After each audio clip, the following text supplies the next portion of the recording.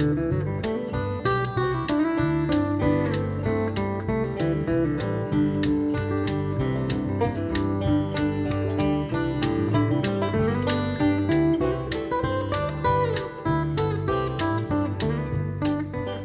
gang, Alan Graf here at Cattywampus Studios. This is episode 3. I've been enjoying the heck out of Asheville and getting to learn the music scene and getting to meet a whole bunch of people. Today, I have the pleasure of having Ovadya in the studios. Welcome to Cattywampus. Love that name.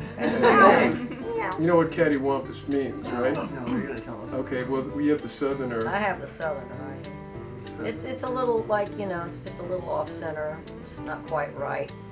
But why are they blaming cats? I didn't make the word up. Yeah. But it's a great southern word. Okay. Yeah, I like the cat and the, not quite right. That Quite fits right, me. yeah. The northern equivalent is ski-jawed. Never There did. you I go. never did it. So I read a little bit about you, and you've been in Asheville. You've been in Asheville a couple of years, right? Correct. And you're kind of the leader of the band, and Of sorts. of sorts. Okay, and you do original material. Mostly, 90% original. Okay. I read that you opened for Eric Burdon and Animals. I was really impressed. So was I. And wasn't somebody in Eric Burdon? Didn't he manage Jimi Hendrix's band? I have no idea. Kim, you don't know that? But so, how would you describe your music? Go ahead, Linda. Huh? Go ahead. Well, the technical term that we just bandy about is Middle Eastern psychedelic, neo-psychedelic rock. Original. Neo-psychedelic. I knew she would correct me. Middle Eastern, with Middle Eastern textures, rock. So neo, I've always wondered what the term neo means. Sort of new or revised? Revised or revived, actually, because when most people think of psychedelic, especially if they don't listen to a lot of music, most people might think of the 70s. And so-called psychedelic has always been happening. It's happening now. And I use the term to move beyond just paisley shirts to mean stuff that doesn't fit rigidly in some sort of 1-4-5 format. So there's different time signatures and there's different modes, different influences. It's still accessible music in a 3 to 5 minute format, but it takes you, quote unquote, on a journey. Okay. I get that, because I have a son who's a musician. He's always saying to me, "Dad, you're so 4/4." And I was like, okay. I'll date myself here. I was born in the psychedelic era. Hendrix. I saw Hendrix open for the Young Rascals, and I was really into San Francisco rock and stuff like that. So I appreciate that stuff still lives on in your band. And I also notice, hard to not, that you're all women, which is very cool because rock and roll has definitely been very patriarchal, and so it's great to see, women taking over and making great music. Is that intentional, or you just sort of came together that way, or? For me, it just came together mostly because Linda, who's a prolific musician, so she has been down here longer than me and plays out all over, and she has lots of connections and introduced us to Kim, and we both knew about Darian, and then Kim brought us Robin, so to speak. So in my head, it just came about. Right. Cool.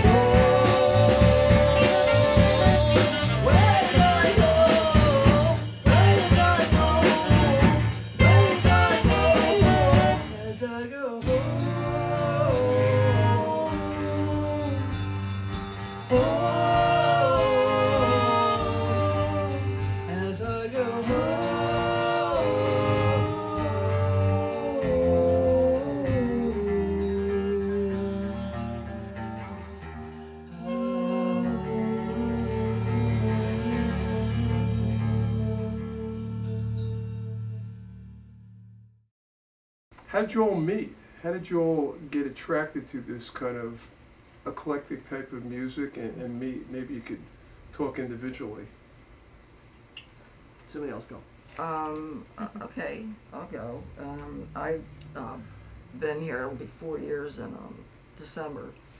And I moved, I've been a pretty almost lifelong Philly area resident, so go Eagles. Anyway, so when I got here, and I've been a musician for a long time, when I got here, 2 months later COVID hit, and I was just like, I just a stranger in a strange land, and now everything that I came here for is like gone. So anyway, fast forward, happier times. You know, I'm playing a lot actually, and I had the opportunity to meet Linda because I wound up joining a swing band she was in, and so then it's one thing led to another, and then I don't know, like a year ago, you hooked me up with them and said, you know, I want you to listen to some of this stuff and see what you think. And I listened to it, and then I forgot about it, and then and a year later, here it sort of just came back, and then it got to be, well, we need a drummer, and I had met Robin. She may not remember it, but like almost 4 years ago at the Guitar Bar, she was there on a Sunday jam. I think that was the first day you even showed up. That to was the Guitar first Bar. day I was Yeah. there. Yeah. My first trip there, I didn't get to play, but I sat there for 5 hours, and then I saw her get up, and I was Right. like, this girl's got chops. And then here you go, 4 years later. It takes a while. I hooked up with her, and then they found Darian, and that's kind of. Does that sound about right? That sounds good. Makes And the good thing about, because I'd never heard of Ovadya until Kim said, "Come listen to the music." It's okay because most of Asheville hadn't. No, well, and you know, I've been here my whole life. I'm a native. You won't Right. meet many of us. You know. Yeah. But in Asheville about 10 years now. And it took me about 5 to really start playing, to meeting people and Yeah. getting out and playing. It just takes time. But then it seems to snowball. And once you meet somebody, then you meet somebody else, then you play and you meet more people. But when I heard this music, it took me back to my roots, like Hendrix, Zeppelin, all the things that I learned my chops on, you know, back in the late 60s, early 70s. So this just fit. And it's actually, for me, now it's a little more exciting because it's not just 4/4. So there are rhythmic changes, rhythmical challenges, and it's just a great band to play in. The creativity is just, you know, way up high. Everybody's accomplished. I feel like it elevates me as a player to play with these women. I really do. Yeah. When you're playing, I hear you interacting quite a lot. It's like doing stuff back and forth. It sort of reminds me of a lot of jazz where Yeah. players will play back and forth. Somebody will come up with an idea and somebody else will just grab it and go. You see that in your music? Yeah. Yeah. So let me give you 2 real examples. Some of these songs that I'm bringing to the band are older than others, and then I have new material. So I dusted off a couple of my old tunes. One of them that I didn't like very much, it just bored the crap out of me. Pardon my technical language. And we threw it out to the masses, as it were, and Darian, and you're going to hear this today, she remade the thing like from 0 miles per hour to 1,000. And Kim then added a couple of things, which in my view elevated that song instantly, like by 500%. And that's the cool thing about it. It's one thing if I'm the so-called main writer, but I want people to actually feel like they can own part of this stuff and make it theirs. Yeah. You know, and the challenge with that is, long ago, before I had more of a musical vocabulary, I would present myself, this is like 1,000 years ago, and a guy as a bass player who was playing what I now know are 1/4/5 blues-based stuff over stuff that wanted to be a Middle Eastern macam, but I didn't have the language to tell him why it was wrong. I was just thinking, this is purple and you're playing orange. You know, that's because I don't read music and no theory. Yeah. But so the challenge is that people might distort something, but in this case, everything has been just amazing. Yeah. Let's talk about the Middle Eastern part of this. Now, you know, I was raised Jewish, and when I hear some of your music, I'm I'm visualizing my bar mitzvah. You know, If and you like, ever hear this stuff at a bar mitzvah, I want to go to that show. That's my type I of can place. see myself being lifted up on a chair while everybody's dancing, playing. That's a good thing. I should. That's I wish great. you were around. I would have had my mother hire you. It would have. I would have won the bar mitzvah marathon, which is. You always had a band that was better than the last bar Sure, mitzvah. sure. That's hilarious. But it's got like you say Mid-Eastern, but it has to me Judeo sort of sounding klezmer sounding roots in it, and maybe also it's interesting Jewish music and Middle Eastern like Palestinian or Lebanese music Right. is a lot the same. There's Yes. similar scales, Yep. right? Well, Sephardic music, which is a subset within Sephardic. Judaism, does. Ashkenazi is different, but yes, you will hear both of those roots. And to be fair, the truth thing here, truth in advertising, not all of our songs swing that way. Like you're going to hear some today that are just good and might strike you as Americana instead. But that definitely is an influence for sure. Yeah. What do you think about music? Like, it was a while back. I read about a group. There was a group of really high class Palestinian and Israeli musicians who got together. Ustan Abraham? Yeah, and they They're weren't right. allowed to play in Israel, Yeah. or the Palestinian part of Israel. And I always thought that was interesting, but they were good enough to come to Carnegie Hall and I love play. their stuff. Wow. Love it. Yeah. When I hear music like that, it just makes me really happy. Yeah. So how do you feel? Let's talk a little bit. I'm a social justice advocate. I've been that for years as a lawyer and activist, and I'm always interested in the take of how music and social justice interact. And in particular, your music, could bring like Arabs and Jews together. I hope so. Has that ever happened, or do you see that as part of your intention? I'm only going to speak for myself, but I'm going to give you guys a chance to speak because you definitely have your own things. But just really quickly, I would be really happy if that happened. And some of the music I dearly, dearly love happens to be strictly Turkish or strictly classical Arabic with maqams.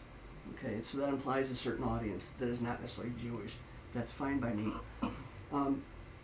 Up until now, in Chicago, where my other band is, it just so happened because I'm influenced a lot, and I'm only speaking for me, but I'm influenced a lot by the Hebrew Scriptures, by Psalms, Tehillim, and different things. So that comes out in the music, and in Chicago it just worked out that we did a lot of synagogues and a lot of festivals and nightclubs.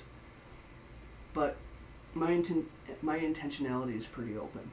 I don't carry with me strict, rigid political blinders in certain areas. I do have certain feelings that we've talked about privately on email, but I'm happy to blend audiences, and whoever can enjoy this stuff, go for it. You guys' turn. I think I'd like to just give a shout out to some of the lyrics because she's an amazing lyric writer, and my standard line is, I'm a funk player, I don't know why I'm in this band, I love the music, but it's the lyrics that cement me to this music. And some of the lyrics are things like an ancient song, we just played it, and where it's cry out freedom Yeah. is the message of that song. How old is that? Jory Craw? 10th Yeah. century. 10th century. 10th century. Yes. No copyright. So It's a little bit older than me. Yeah. not much. But a So little bit. people have been crying out for freedom a very long Yeah. time. Great And lyrics there's on no that reason to stop singing about that. And then there are a lot of things that are personal stories. They sound personal, but they could really be applied to the community at large or the society at large. And one of them is called The Rain, which we're just about to dust off, but it's all about a character named Billy who is trying to move past a childhood of trauma and abuse into a place of light and growth and freedom. So, a lot That's like the good. rest of us.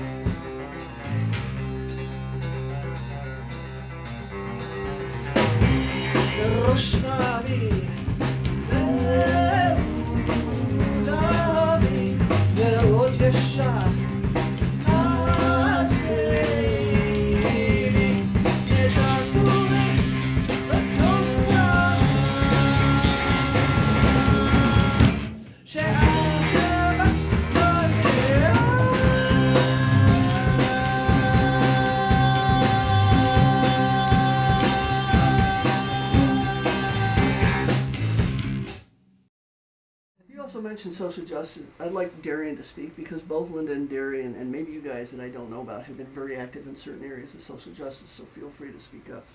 Yeah, I definitely feel like this music brings people together, especially I spend a lot of my time with the musicians around town and a lot of people who love different types of music, and I feel like no matter who I show this music to, there's something that they're going to enjoy about it, because I always say when people ask me like what kind of music is it, I usually say it's a melting pot of all the best things. It's just a little bit of everything, and I feel like naturally that brings people together because there's so many different things that are going into it, and there's so many different, like, all of our backgrounds are different, and there's so much difference going into it, and I feel like naturally that's gonna bring people together. Yeah. It's really different than anything I've ever heard before. And Exactly. hopefully in a good way. Oh, in a good way. Definitely. No, I mean, different. It's like, when you see a painting and you want to be nice, you're like, that's interesting.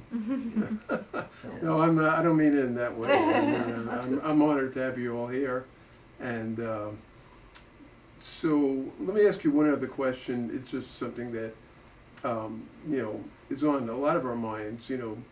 We're in kind of a crisis as humans in the earth, and I always wondered, how music plays a part in that. I mean, I know for myself what I think about it, but I'm curious as to my fellow musicians, how do you feel in terms of how your music connects with climate crisis and also social justice issues, equality, that sort of thing? Because there's some musicians who feel like, I don't want to be political at all, I just want to play because music is a universal language, so I don't want to get into politics. So if you, why don't you talk a little bit about that? Go ahead, We're all thinking. Yeah. Well, for me, it's I don't have a problem being political or saying speaking to certain issues. As somebody who's known she was gay since she was 6 years old, I grew up in a time where that was a no-no, and now it seems like we're going backwards. We finally get to a point, and then we've got things just starting to do a U-turn. But I'm also somebody that doesn't like to beat people over the head, so to speak. And I think that to me, the appeal of the music was more tonally, because I heard myself playing it, and I heard myself playing it on that bass, and I thought they need a fretless bass, God, I love so that Yeah, I absolutely love it. so, and I know what I know what some of the songs are referencing and where we're going with it. I almost feel like, in a way, you have to sort of have some sort of universality about it, where you can speak to everybody. And you can bring an agenda, but bring an agenda with love and not, with constant shouting and dissonance and stuff like that, if that makes sense. No, it makes sense totally. I spent the last 10 years as a liberal Jew playing bluegrass with Trump supporters. Oh boy. So that was now I'm here in Asheville. That was interesting. You're safe now. Did you out yourself? What's that? Did you out yourself? Oh yeah. Well, I was telling a couple people here, I used to get hate mail when they found out, Oh my Wow. God. that I wasn't Christian. I'm sorry, Yeah. and they come to my door and ask me to go to their church. My wife always said, Oh no. "Do you play the Jew card again?" I was like, yeah, I did. So, but I made friends there, and the music that I learned, I didn't know anything about bluegrass when I moved there. I learned was a bridge to people, and I got to know them because, besides the politics, they're actually nice people. A lot of them Yeah, really of course they are. nice, Yeah. genuine people. And if I was in trouble, they'd help me out. Mm-hmm. But if we talk politics, it would go downhill fairly quickly. Yep. So, Yeah. but I think what you're all saying, and I think we all agree, is music is sort of a universal language of love. It brings people together. Yeah, and beyond the lyrics, because I mean, I hadn't seen any lyrics before I heard the music, and it was the melodies and the rhythmic changes that drew me to this music. And I know for me, anytime that I play, it's joyful for me, and I always hope that it's joyful for the people in the audience. You know, if you, I feel like if you're playing something that comes from the heart and soul, then hopefully you're you know, you're showing that, you're sharing that with the audience, and they're going to feel it as well, and they'll be uplifted and joy. And I remember as a kid, and maybe you've all felt this too, when I started playing drums and realized this is something I'm going to do for a long time because it's my passion, I felt a responsibility. It's like, I have to share this. I have to play this and share it because it's something that makes me happy. So it was not just, oh, I'm having fun playing drums, but it's like, now I have a responsibility. Right. And then I get to meet all these wonderful musicians and, you know, be creative and... So funny you should say that, and I'll be quick if I'm taking too much time. Two things. One, it took me a long time to get to your point. I did not, as we say in the trade, give myself permission to take this stuff seriously. I had the passion from age 8. Right. I started playing out of 15. Yep. But, and it's a long story, the people who were influenced me at that time, I just felt that if I loved it and was passionate and I was really good at it, it must be wrong. Cockamamie stuff, I realized. That's So, Cattywampus. it's ski jawed. Ski job. But later on, long story short, I felt I did an experiment with myself. I'm just speaking for me. I thought I would, it's a long story. I wanted to take what I'll call God with me into this process, into a process that previously I had thought would never mix. Yeah. You can't do something you love and it's, you know, craziness. So I did as an experiment, and the stuff that I started to see happen was amazing. So two things. One, I very much relate to you when you say that music is a universal language, because I've literally played with people who didn't speak English overseas, like yeshiva guys, okay? Yeah. And people in different states who knew nothing, but for whatever reason we both had instruments, and this is plural, not just one person, and the connection was immediate. Yeah. And the second thing is what I hope that will affect people to the positive, if they bother with lyrics, is that they will be influenced by these lyrics, which to me speak of a higher, more purposeful meaning that gives us hope. So. On that note, let's hear some hopeful, higher note, purposeful music from... Psychedelic, you forgot that. and Ovadya. remind me how to pronounce the name of the band again. Ovadya. Ovadya, okay. Kim, I'm sorry. You'll have to stay later. All right. Look, there's this bar on the corner where my dad drank for years. He comes stumbling home after vodka and beers.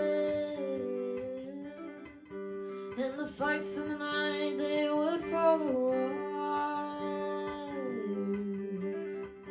As we shivered and we hid and we swallowed our tears. Memories buried but not gone. Memories carried for a long, long, long, long time, but not so very long enough.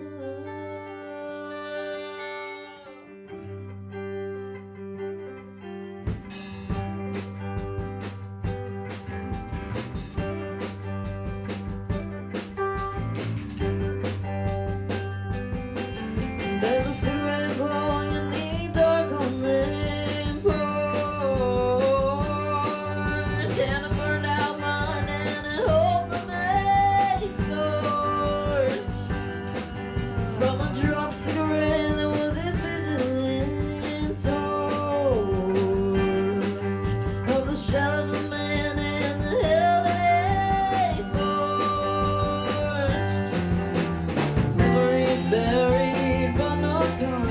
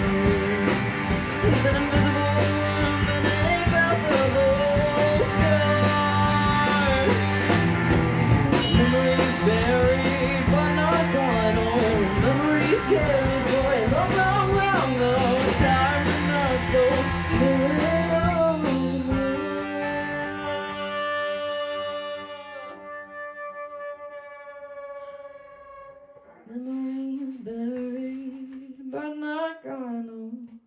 Memories carried for a long, long, long, long time, but not so nearly long enough.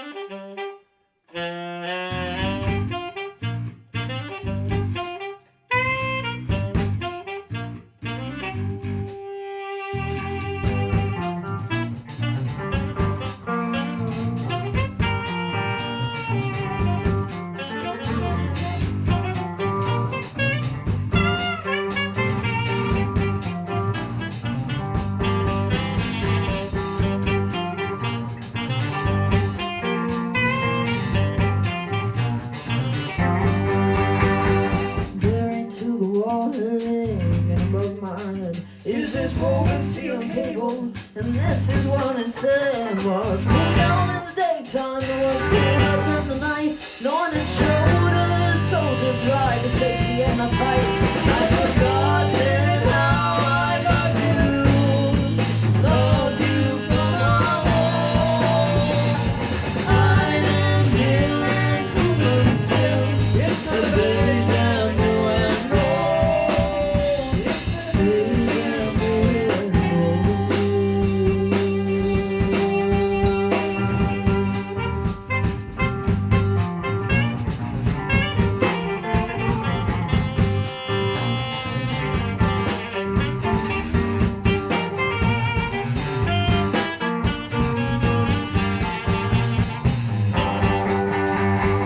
not too far beneath on the hillside in the scrub are 2,000-year-old tiles and kick as well as rub. And up and down these hills and these twisty, windy streets, all the living wood is touching the past and present beat. So I've forgotten how I love you